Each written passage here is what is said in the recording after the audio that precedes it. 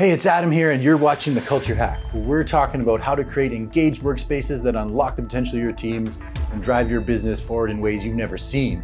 So stay tuned. Hello, and welcome to The Culture Hack. Today is going to be a super exciting episode. We're going to be talking about cybersecurity and all those things and how it relates to engaging your team. So that's pretty interesting. So we have here with me AJ Leece. He is the Managing Director of Syntax Security Solutions. And I'm super excited to have you on the show, AJ. Thanks so much. Hey, thanks for having me, Adam. And we met on LinkedIn and we started talking about some crazy stuff like gamification and all this kind of stuff. So but before we get into it, tell us about Syntax. What is it you guys do? Yeah, Syntax Security has a very simple mission. We want to make information security accessible to the non-technology parts of your business. It really started out of a need to teach students. I really came into it while I was in my teaching part of my career over at SAIT in their security program. And in the process, I realized that this would apply to businesses and everything else under the hood. So I started to lean into this idea of making security training for non-technology business units and the technology side of it as well, a little more relevant to the business, a little more interesting, a lot more engaging, with very, very clear, unambiguous outcomes that are designed for the business to take real action in their security programs right now. So we accomplish that through games that we design, build, implement, and use as training tools to make information security relevant to anyone in the business, no former experience necessary. Cool. I like it. Anytime I hear like gamification and, I'm in. Well, everybody likes to have fun, right? Who doesn't right? like it? Yeah, I had fun once. It was terrible. Like, no, that's not how any of this works. Right? Who doesn't want to go for recess, right? Exactly. It's right? Everyone's favorite subject. Yeah. So That's it's like, awesome. Let's bring some of that into the business, right? Let's get people engaged in security training that they can understand for starters, but also draws straight lines between the security programs at large, maybe some of the gaps that might be there, but presents them in such a way where you don't feel bad about giving bad news about something not being in place or some technology lapses or a security gap. The amount of senior leaders that have been laughing when they discovered some seriously problematic problems in their security program, that's a brand new one for me. I've never had people be so excited to find the problems in their immediate business. So the game really helps with that, as well as just the overall atmosphere, the presentation, everything. Awesome. Well, I heard you talk about, security and gaming and it being really engaging, but I want to hear from you. What does engaging mean to you? Yeah, in this business, when it comes to security training, engagement, it really boils down to the way people consume the session, the way they interact with the material, and then the behavior change that comes with it on the other side. So security awareness training at its core is designed to influence some form of behavior change in a business, whether it's reporting something specific that you observe or not clicking on a link, which is a super common trope. I think at this point we can all, it's become its own cliche.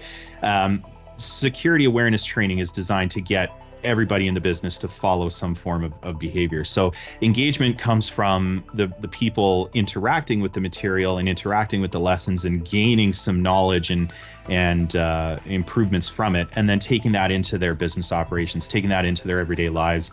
Oftentimes they'll bring some of that information into their personal lives and some of the knowledge with it in keeping their personal security as well. So real engagement in this case is people being a part of the session, learning, growing, interacting, having a good time, and just applying this social concept of learning in practice. And it's bearing fruit all over the place. It's wonderful.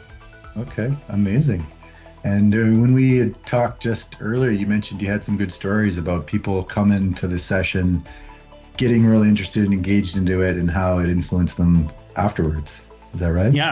Yeah, absolutely. So the core game service that I have, Incidents and Accidents, it's designed to showcase how a business should evolve through an incident, from something bad has happened to we're officially able to be back online.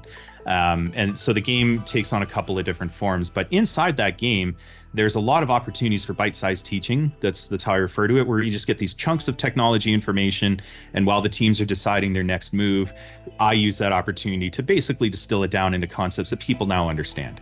And so what really happens with these games in general is non-technology business units are absolutely invited to come play. Marketing, payroll, finance, HR especially is well represented in these. Because they're the ones that typically receive most of the unsolicited email that would lead to the breaches that we're starting to see in the business nowadays. So they are definitely invited to come, and they now get a chance to see not just the amount of work that's required in resolving an incident, but the types of skills, the depth of the team knowledge that you have to have, just the time associated with it. When at the end of the session, where this incident took place over 48 hours or however long we have played in game time and cost $200,000, $300,000, $500,000, that is numbers that you can set your watch to, and you can look at it from a non-technology perspective and go, wow, okay, I understand. I now start to see it. So we've had anything from marketing teams or non-technology business teams escalating threat into an indicator of compromise, which is basically an artifact saying something bad has happened and we'd like it to look into it. I had a non-technology team bring something to the attention of the security team before the automated intelligence feeds were able to pick up on it. So basically in standard terms, that's somebody saw something before the security tooling was able to figure out it was bad, somebody in a non-security role. So I consider that something of a 2-minute mile. But one of the common problems with tabletop exercises or incident response exercises is getting people interested in them. With my systems, with my games, people are actually sad they missed them, which is, again, exceedingly rare. I've had people reach out and go, we have more people coming to the next session. Is that going to be fine? And yeah, absolutely. I encourage more participation, more non-technology business units. But I've never been to a single tabletop exercise in my career where somebody was excited or where somebody wasn't excited to have missed it. By and large, most people go, yeah, it's good. I'm glad I was on vacation. So those two things alone, right, just signify that this is absolutely on the right track. Amazing. I've never thought I would hear that either. Like, oh man, I missed cybersecurity training. It's it. Like, yeah, that's so common. Oh, darn, right? Whereas now it's, wait a minute, you played something and it was fun, interesting, engaging, and there was lunch associated. That's usually how it goes. Yeah, and I have had people upset that they missed the game. So they tend to be there the next round, which is really nice to see. Now I want to play, right? Yeah, I get that a lot too. Okay. Oh, maybe you have to come do it for my team. That sounds super fun. Yeah, I got game sessions. I got time. I got lots of stuff. Yeah. Cool. Okay. Fantastic. So what's on the future horizon? Do you have kind of new games in the works? Because now, cybersecurity is more relevant than ever. We've got things like AI, we've got metaverse, augmented reality. Like, this stuff is still kind of on the peripheral, but we know what's coming, right? Yeah. So, what's your prediction for the future of this stuff? Oh boy. I think with regards to the security training environment and kind of where we're at, we're only getting started with this gamified training. I'm certainly not the only one playing games to solve security problems in the industry, but we're now finding that the value of this gamification approach really works as a mechanism to get people interested in security. I think that's where this is starting to take hold, is getting your non-technology business units, getting even some of your internal technology people interested in your security program. And I think that's a big step forward, because historically, even senior management might go, we have a security program and we need to put it in place, and then almost unceremoniously abandon it as soon as it leaves the boardroom. So getting people interested in that was a really big hurdle that these games, and by extension other games, are really starting to show up with. As far as the future goes, security trends are always evolving, but we're finding a lot of the same problems year over year over year. To put this into perspective, when I was consulting just in risk assessments, gap assessments, everything else, I would just template all of the questions I would ask. And the very first kickoff meeting would be, here's all the questions I'm going to ask to get things started. And by and large, I didn't have to evolve too far from that sheet, because most of the time organizations were still falling down on a lot of the basics. So as much as all of these latest trends, we're hearing AI is obviously a huge concern in businesses now.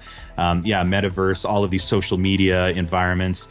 Just the nature of work itself has changed and the culture associated with that. The reality of the situation is security programs still suffer from a lot of the basics. And it's what amounts to like the eating right and exercising, if you will. So putting that under the microscope and showcasing the value of those, that's really where I'm taking this direction. Is a lot of what you already have in the business can solve your security problems. You just have to understand how to implement it. That's the direction I'm taking the training and the knowledge and the growth. But in the same vein, fun is a core pillar of what this business is about. So the marketing arcade is the way that I give back some of that fun without a ton of learning under the hood. There's still some learning, but it's basically the candy version of what we're doing. It's a series of games that will be coming out. One is already released, but more are coming, that are designed to either show you some of the lighter side of security, to bring you some catharsis in the day, or just to overall engage you and have a good time, while also showcasing a bit of what my business does, a little of what we're about, and giving you some practical tips in some of the games that you can just immediately take into your business, totally free to play, no pressure, light sales tactics, because a lot of security buyers hate the sales environment that's out there now, and will actively rail against it and routinely say your company can never be in this organization as long as I'm in this seat. So it's one of those about presenting ourselves in a way that aligns with our intended audience, creates kind of that interesting conversation, breeds a lot of that fun, humor that can go into some of this work, while also showcasing that we just have what it takes to be a part of this gaming environment. Okay, amazing. Yeah, I'm going to check that out for sure. That sounds perfect.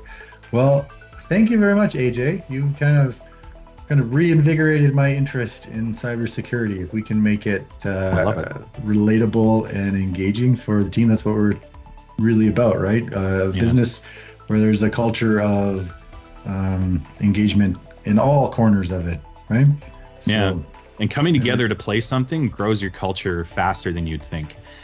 Because people have this social aspect of learning. They want to be a part of this, even in a remote setting. My games play well in a remote setting, so you can do things over Zoom and still breed some of that connectivity that might be missing from a lot of spaces. So there is immense value in playing to breed your culture, whether it's for security or for some other purpose. But yeah, like you mentioned, the team building aspect of it, it's there, it's built in right from the base. So it's a good thing to have. I love it. Well, thanks so much, AJ. Thank you for having me. Appreciate it. Hey, thanks for watching The Culture Hack. Do you want to chat culture and engagement? Give us a call and come on the show.